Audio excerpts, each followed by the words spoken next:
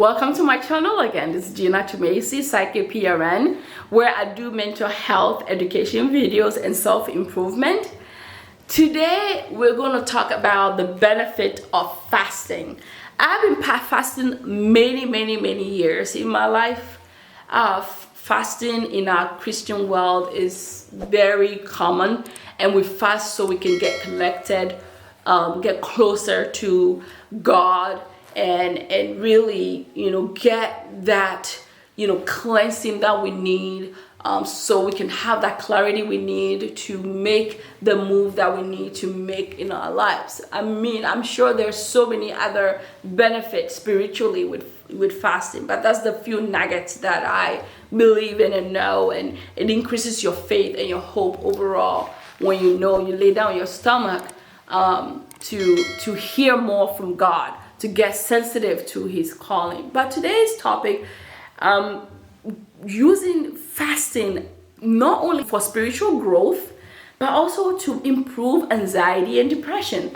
Now, fasting helps improve the plasticity of our brains. Plasticity just means how our brain's ability to adapt to change, right? Plasticity just means the flexibility. If you've ever seen a potter is somebody who takes clay and molds it to do different shapes, different stuff.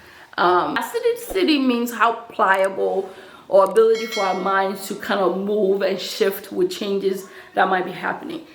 When you fast, especially 10, 12 plus hours at a time, even if it's once a week, we call a chemical that helps us increase our serotonin. Serotonin is mood improvement chemical in our brains.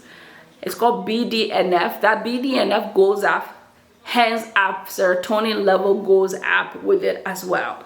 Now, fasting for that number of hours can be tough, especially if you're fasting during the day and you're seeing everybody eating, smelling good. It's a big trigger. So to make it easier for you to be able to implement that, and this I also learned from researching this, the benefit of fasting, is that, like, let's say for example you have a window of 7:30 a.m. So you wake up at 7:30, or you wake up earlier than 7:30, have your breakfast or whatever you need to have, then you don't eat anything all day till 7:30 p.m. or you eat your dinner at 7:30 p.m. then you sleep it off and don't eat anything all the way until the next morning where you eat and break your fast. A lot of our Muslim partners, colleagues or whatever, do that. They wake up super early, like 5 a.m. They eat a big breakfast and they are fasting all through the day until the next day. So sometimes it helps. So then it makes it easy to do. Otherwise, it just becomes, depending on the time you're doing it, becomes super difficult to keep up. So really slowly increasing that window, when you come home, let's say you're having coffee or whatever in the middle of the day, it can be a little tricky because of the sugar, any type of thing like that offsets, because our body recognizes that as glucose, as a sugar. So you're breaking your fast without even knowing it. So you can have tea or coffee, but without the sugar. Recommend like no sugar while in the fasting window. Also, slowly then increasing that fasting window to like the 10, 12, 13, 14 or 16 is ideal to really get your body acclimated and get your body used to it and get this BDNF up and then the chemical serotonin up to help. While you're fasting, remember to drink water. You can drink coffee or tea, but like I said, just either limiting barely minimum sugar or no sugar at all is the best. After you break your fast, sometimes it can be easy to just go and gorge on a big bowl of whatever, like in our culture, a big bowl of fufu, or a big bowl of whatever, rice and peas. But try to break your fast with eating something healthy. Not only is that going to improve your gut health and improve the microbiome flora in your stomach, because that's where our gut and brain connect, because our gut is so crucial also in our brain health. So really paying attention to what you are eating to break the fast is super important, so you're not all of a sudden getting into your body a bunch of calories because you've been so hungry.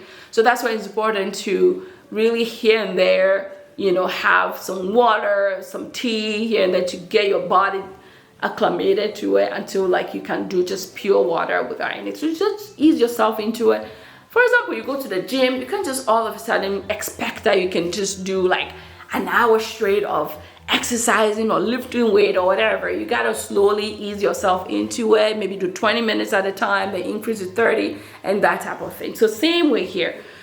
And this, not only is it increasing BDNF and serotonin, which improves mood by improving anxiety, depression, improving sleep, but also, like I'm saying, it improves the gut biome, microbiome. It helps diversify the microbiome in our gut system, which in turn helps decrease inflammation.